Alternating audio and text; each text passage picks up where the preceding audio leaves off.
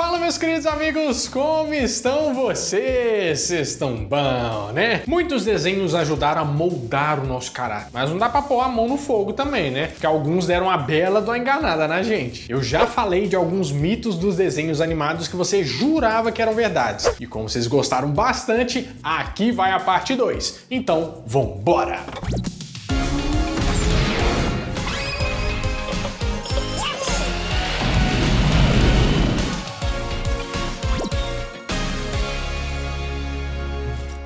Desde a época dos contos mitológicos, o ser humano fala sobre homens alados, né? Alados é que pode voar. Estou voando, Jack. Porque uma das grandes frustrações da humanidade talvez seja a nossa incapacidade de fazer assim, ó, e sair voando por aí, não pagar passagem de avião e tudo mais. Uma das histórias da antiguidade que ficou famosa foi a do Ícaro. Você conhece essa? O conto faz parte da mitologia grega. E é mais ou menos assim. O Dédalo era um dos melhores arquitetos da época, mas precisou se refugiar em uma ilha depois de ter matado um sobrinho dele. Tudo na antiga Grécia é negócio de sobrinho, de matar alguém, a parte ao meio, é uns negócios assim. Ele projetou e construiu um labirinto para aprisionar o Minotauro, aquele que o Teseu mata no filme dos Imortais. Ou para quem curte, é aquele boss que você já apareceu em várias vezes no God of War, né? Você deve lembrar.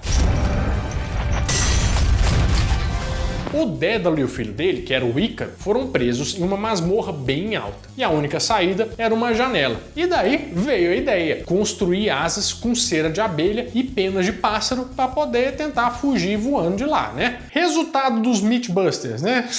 Entra o cara com um bigodão assim e fala assim: será que isso funciona na vida real mesmo? Não. O sol derreteu as asas do Ícaro, que voou perto demais do sol, mesmo depois do Dédalo tentar alertar ele para não fazer isso, né? E ele despencou lá de cima, caindo no mar. Até hoje se chama o Mar Ícaro. A gente também vê figuras aladas como os anjos, né? E inclusive na cultura pop, como o próprio exemplo da Mulher Gavião e o Arcanjo dos X-Men, por exemplo. Não critique antes de experimentar, princesa.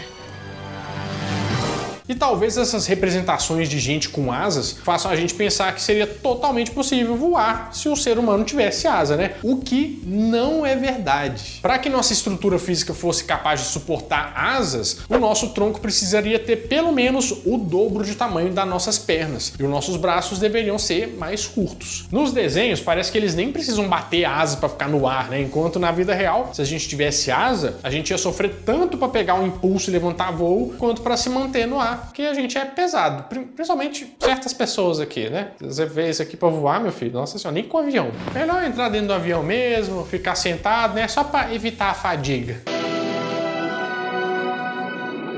Vou voltar para os passageiros. Você já reparou que existem algumas coisas que se tornam de conhecimento geral e que a gente nem questiona, mas quando presta atenção, são coisas que só acontecem em desenhos mesmo. Uma dessas é a certeza absoluta que os coelhos são apaixonados por cenoura. Me fala onde você viu isso aí além dos desenhos, né? Você tem um coelho, você dá cenoura pra ele e fala assim: nossa, essa é a minha comida favorita. Pois é, isso é um mito que o senhor Pernalonga ajudou a construir dentro do imaginário mundial. E eu não tô exagerando, não. O Pernalonga surgiu pela primeira vez em 1940 em um curta-metragem chamado A Wild Hare. Ele já era do jeito que a gente conhece, branco e cinza, falando "e aí, velhinho?" e com uma cenoura na mão, claro. Mas o que muita gente não sabe é que o Pernalonga, conhecido como Bugs Bunny nos Estados Unidos, surgiu como uma paródia de um filme ainda mais antigo, de 1934, que se chama Aconteceu Naquela Noite. Nesse filme, o protagonista usa o terno cinza, fala a frase "What's up, Doc?", que é tipo um "e aí, doutor?", que a gente traduziu pra "e aí, velhinho?", e come cenoura. Por que é, velhinho? Então, o Pernalonga comer cenoura é mais uma coisa inspirada na ficção do que na natureza. Na verdade, os coelhos até curtem a cenourinha e tal, né? Mas não é só a base da alimentação deles. Inclusive, gente, quem tem um coelho em casa, maneira na cenoura, porque acaba que ela é um legume cheio de carboidratos e pode causar sobrepeso se os coelhos comerem demais. Olha só, a gente engorda até com cenoura, o mundo é injusto. Outro mito envolvendo animal e comida é o clássico pensamento de que os ratos são fissurados em queijo, coisa que a gente vê em qualquer desenho que tem um ratinho, né? Geralmente é uma isca escolhida ali na hora de montar uma ratoeira, o tom que eu digo.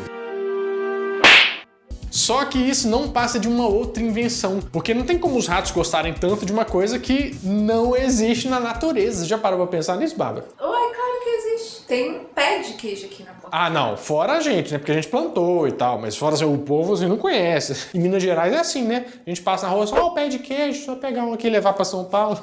Os ratos são roedores, né? Olha, não me diga. E por isso, a dieta deles é baseada em frutas e cereais. Você é um roedor, vá.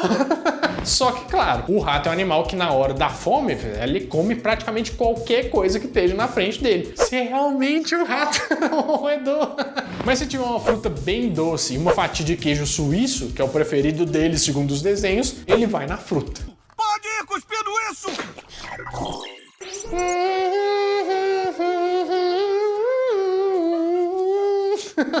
Em diversos desenhos, a gente já viu homens e outros personagens encantando cobras ao tocar uma flauta. E daí você pode até achar que é verdade, né? Que na vida real tem umas pessoas que encantam serpentes. Mas, sim, mas calma que eu tô falando do truque, né?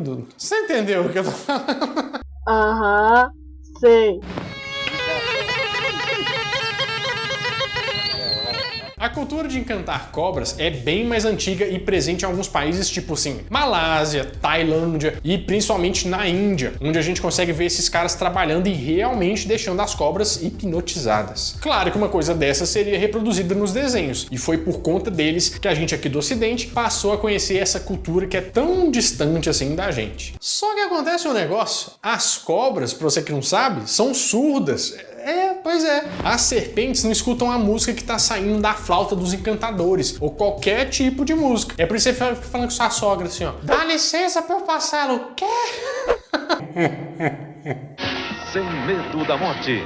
Tô brincando. As outras sogras, a minha é muito boa. A minha escuta que é uma beleza. Ainda bem.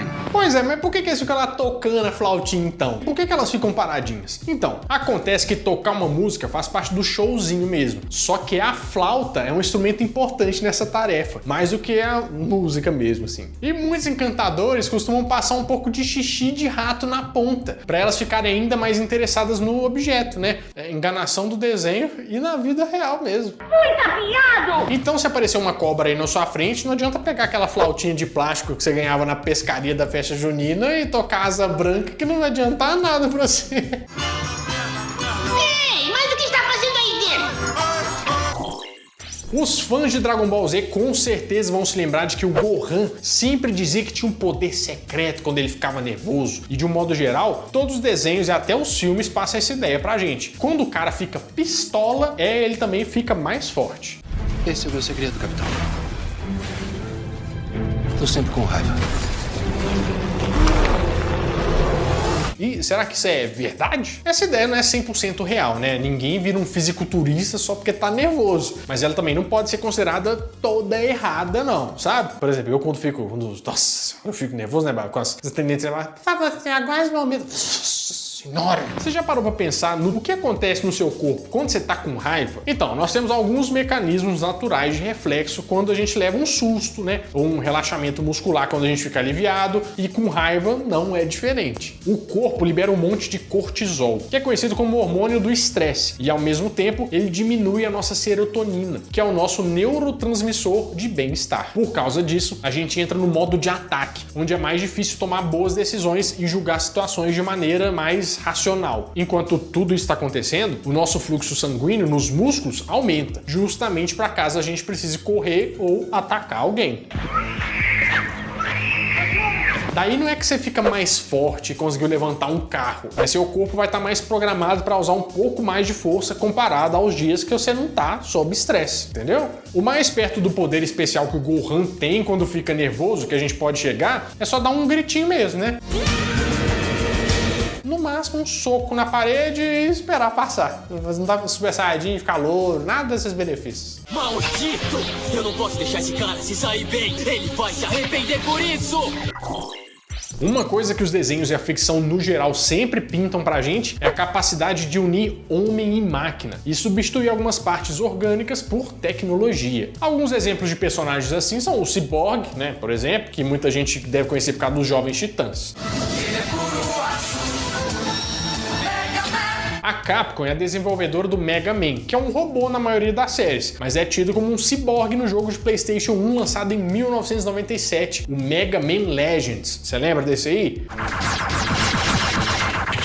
dá pra esquecer o Robocop também, né? Que foi um policial que morreu e depois foi trazido de volta à vida em um corpo robô. Mais ou menos o que aconteceu com o inspetor Bugiganga, né? Que é um humano com habilidades de um canivete suíço e por aí vai, tem um monte. Até tem como a gente substituir alguns membros por peças mecânicas, tipo próteses pros braços, pras pernas ou até mesmo uma mão que tenha movimento. Mas nada num nível assim de ciborgue, né? Pelo menos por enquanto. Um dos maiores investimentos em tecnologia é no estudo de coisas compatíveis com o corpo humano, porque se a gente pudesse construir e conectar dispositivos no nosso corpo para, tipo, suprir alguma deficiência, a qualidade de vida de algumas pessoas ia ser outra, né? Imagina um transplante de um órgão que pudesse ser feito de uma maneira artificial. Claro que seria caro, né? E só para algumas pessoas, mas ainda assim seria mais fácil do que esperar algum órgão real e saudável aparecer. Já tem algumas próteses que são conectadas ao cérebro das pessoas e conseguem estimular um movimento que elas não tinham antes. Isso é muito interessante.